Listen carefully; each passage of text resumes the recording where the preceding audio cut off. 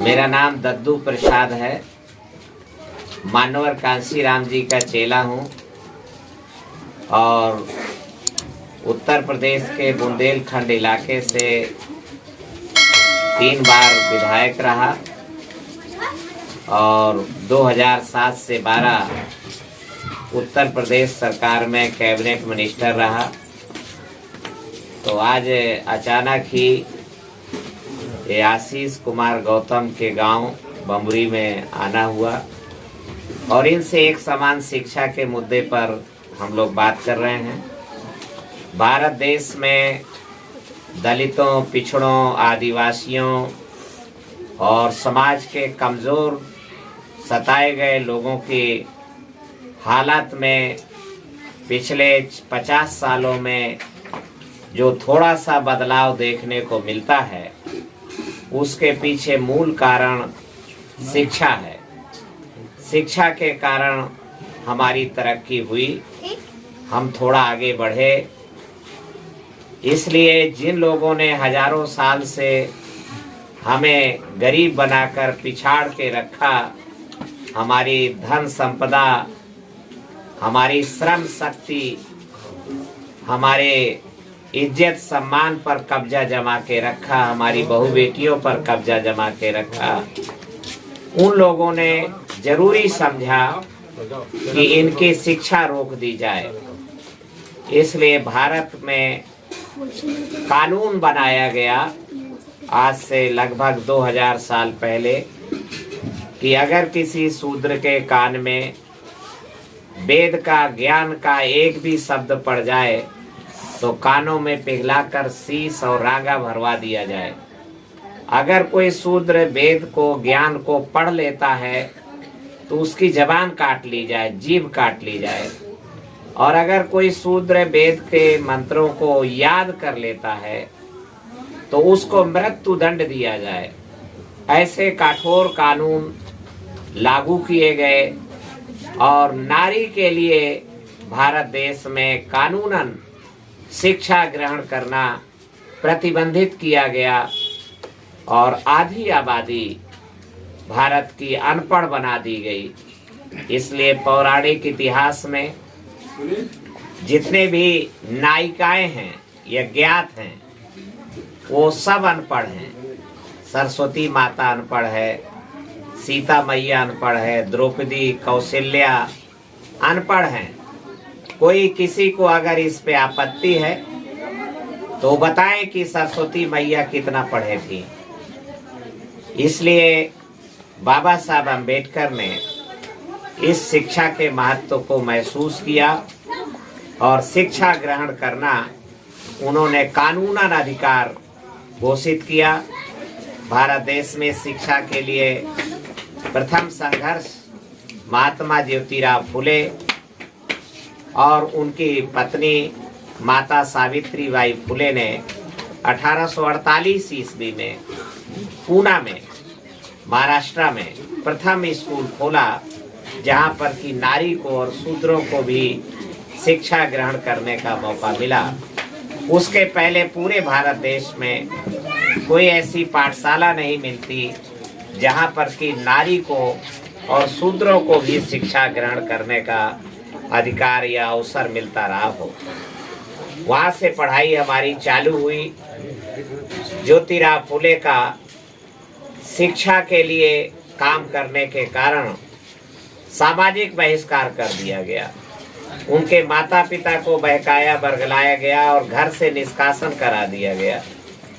पर वो रुके नहीं और विचलित नहीं हुए और वो लगातार उन्होंने शिक्षा के लिए 20वीं शताब्दी में, 19वीं शताब्दी में संघर्ष किया और संघर्ष के आधार पर उन्होंने भारत देश के इतिहास में स्वर्णिम अक्षरों में उनका नाम लिखा जा रहा है।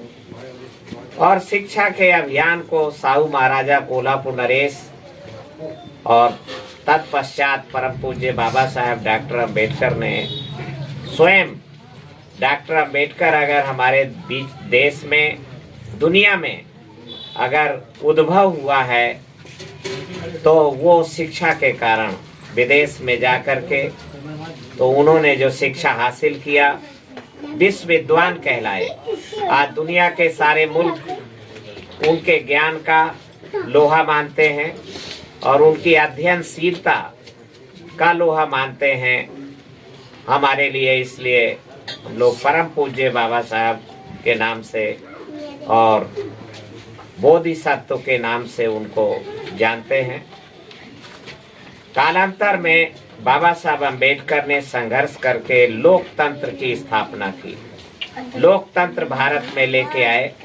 चूंकि दलितों, पिछड़ों, आदिवासियों की आबादी इस देश में 85% है, लिहाजा 85% उनके पास बैलेट पावर भी है, वोट की ताकत भी है।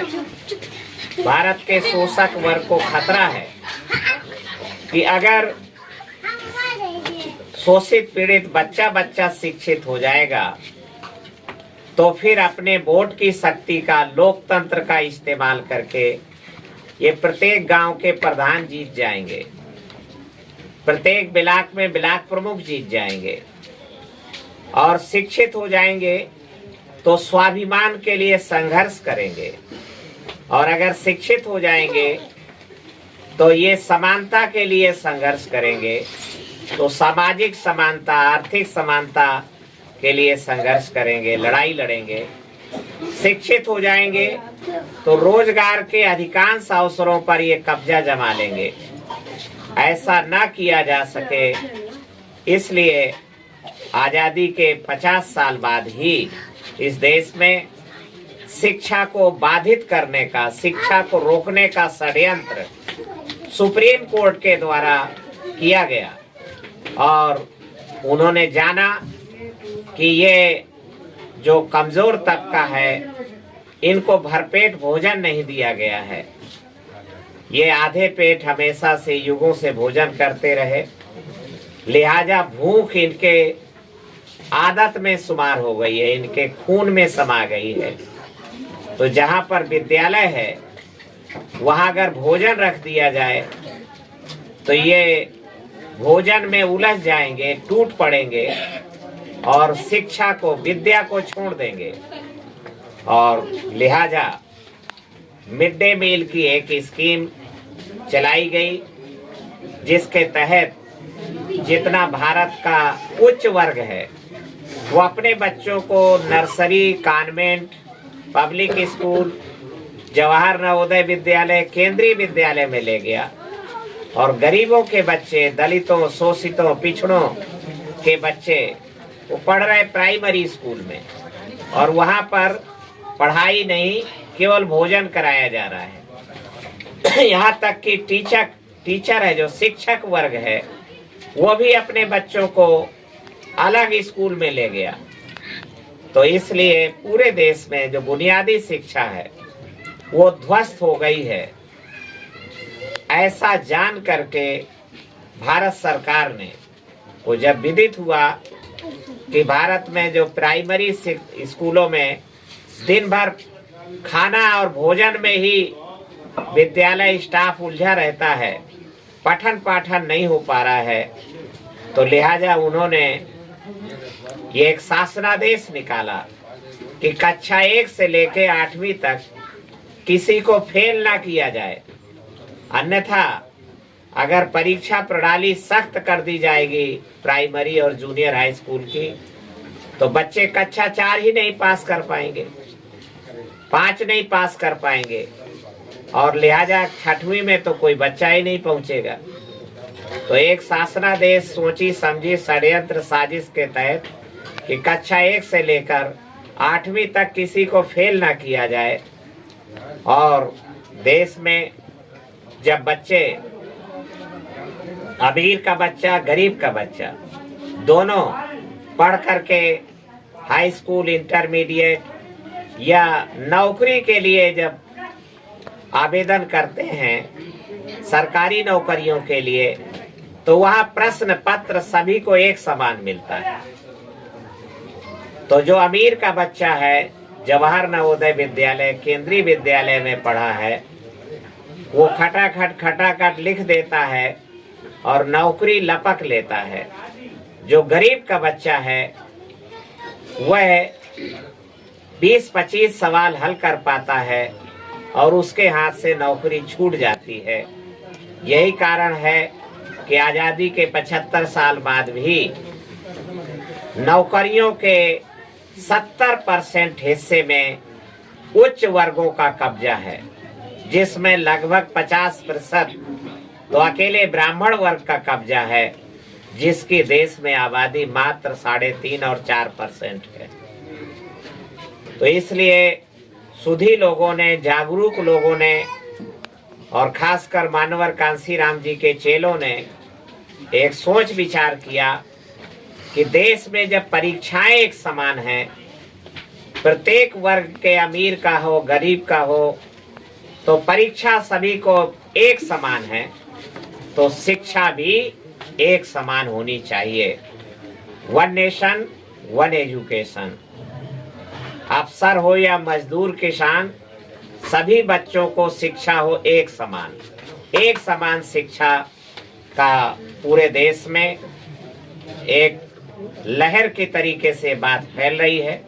और इसका एक ही तरीका है कि जो संविधान के अनुच्छेद 21 का में जो मूल अधिकार की श्रेणी में है, उसमें बाबा साहब अम्बेडकर ने साफ तौर पे लिखा है कि 6 साल से 14 साल तक के सभी बालकों को निःशुल्क, अनिवार्य और एक समान शिक्षा देने का प्रबंध सरकारें करें। केंद्र सरकार की ये जिम्मेदारी है कि वो करे, प्रत्येक बच्चे को क्वालिटी एजुकेशन मिले।